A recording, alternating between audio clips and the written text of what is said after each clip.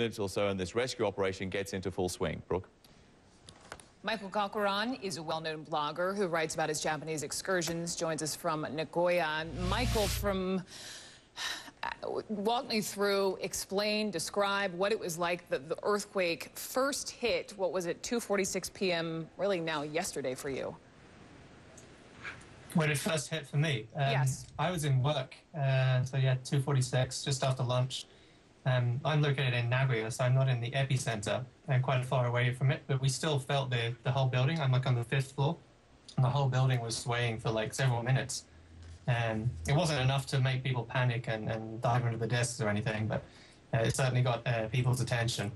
And then I started sort of searching on the internet for what it was, and then basically, you know, all this sort of news of fires and buildings collapsing just came out, and we realized just how big it was. How many aftershocks have you felt? We know that the strongest aftershock reported in the country, magnitude 7.1. How many have you felt, and what's that been like? Personally, I've only felt in aftershocks probably only 1 or 2. Okay. Like in addition to the main one that I felt.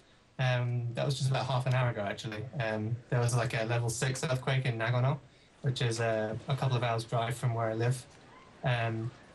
So we got this sort of the outskirts of that, basically, and it was only a really small tremor, and I only sort of realized because I was sort of looking at Twitter at the same time when it was being updated. So really there's not a lot of damage, I don't think, or sort of influence over here in central Japan. And Michael, certainly there's just curious, I know you're a fair way from the epicenter of the quake, but describe how people have been reacting there, because I understand that despite this terrible disaster, this incredibly powerful earthquake, people have been very orderly. It's all been... Not much panic. Not much panic. It's all been very calm. Is that a fair assessment? Well, certainly where I was working, it was very calm. But as I said, it was nowhere near as bad as it was in Tokyo and Sendai and places like that. But from the reports, I've been sort of gathering information on the internet for the last 12 hours or so. And from what I've been seeing, people have been, you know, really orderly. Like, people have been updating me on Twitter, my friends in Tokyo. And they've been having to walk like three hours or something to get home because all the trains have been stopped. And, you know, it's all been going very, very smoothly. Like, no violence or things like that. It's just, yeah, it's very orderly. Obviously, Michael, you have the internet. Is your phone line working?